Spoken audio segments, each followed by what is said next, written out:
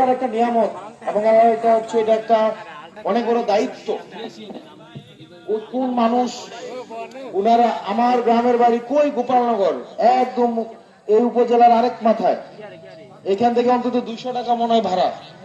আমার আরেক মাথায় হচ্ছে, আমি এখানে আসছি, আরেক মাথায় আরেক প্রান্তের কোন এক নারী, যে হয়তো কোনোদিনও আমার আত্মীয়তার সম্পর্ক না, তার সাথে হয়তো আমার কোনো রক্তের সম্পর্ক না, কোনোদিন হয়তো দেখাও হইতো না, ওই নারী আমাকে দেখার জন্য উকি উকি দিয়ে দেখছেন, চেষ্টা করছেন।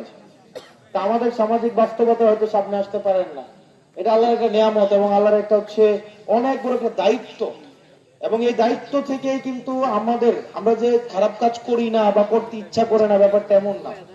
আমরা যখন ওই মানুষগুলোর কথা মনে হয় যে আমরা খারাপ কাজ করলে ওই মানুষগুলা আঘাত পাবে, কষ্ট পাবে, হয়তো ওই নারীর সাথে আমার কোনোদিন দেখাও হবে না, ওই খালার সাথে আমাদের কোনো দেখাও হবে না, কিন্তু আমি যদি একটা খারাপ কাজ করি উনি দূর থেকে কষ্ট পাবে, তখন ওই খারাপ কাজ থেকে আমাদেরকে বিরত রাখে। আল্লাহ আমাদেরকে হেদায়েতের উপরে প্রতিষ্ঠিত রাখুক, এটা হচ্ছে সবচেয়ে বড় জিনিস। কারণ দিন শেষে আমরা যত বড়ই মাস্তান হই, যত বড় গুন্ডা হই, যত বড়ই টাকাওয়ালা হই, আর যতই বলে খেলা হবে, দিন শেষে হচ্ছে খেলা হবে মাটির নিচে। মাটির নিচের যেহেতু যাইতে হবে, প্রত্যেকটা বিষয়ে যেহেতু হিসাব নেবে, ওই দিনের কথা আমাদেরকে স্মরণ রাখতে হবে।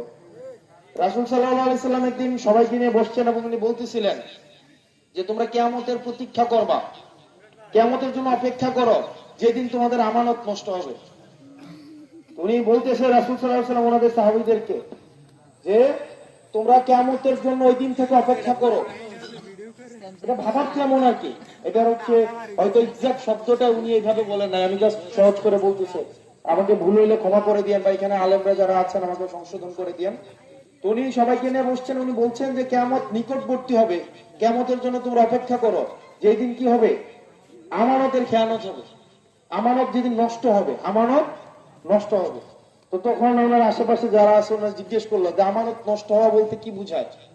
তুমি বললো আমানত নষ্ট হওয়া বলতে বুঝায় যদি অযোগ্য মানুষের কাছে কি যায়, ক্ষমতা যায়, এটা হচ্ছে কি হওয়া, আমানত নষ্ট হওয়া। তা আমাদেরকে আমানত নষ্ট হয়েছে কিনা? আমাদের আমানত নষ্ট হয় নাই।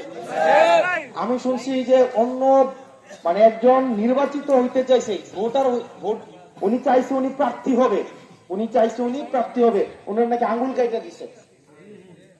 এই ঘটনা নাকি দেবীদ্বারে ঘটছে। এই আয়ামে জাহিলিয়াত, এটাকে আয়ামে জাহিলিয়াত না, এটা হচ্ছে আওয়ামী জাহিলিয়াতের সময় আমরা কাটাইছি। আমরা দেখতাম আয়ামে জাহিলিয়াত, ওই যে রাসূল সাল্লাল্লাহু আলাইহি সাল্লামের আগমনের পূর্বে নারী সন্তানদেরকে কি করত, কবরে পুঁতে দিত, জীবিত সন্তানকে কি করত, পুঁতে ফেলা হইতো। এটা ছিল আয়ামে জাহিলিয়াত। আর আমরা গত 15 বছর আমরা কোথায় ছিলাম? আওয়ামী জাহিলিয়াত।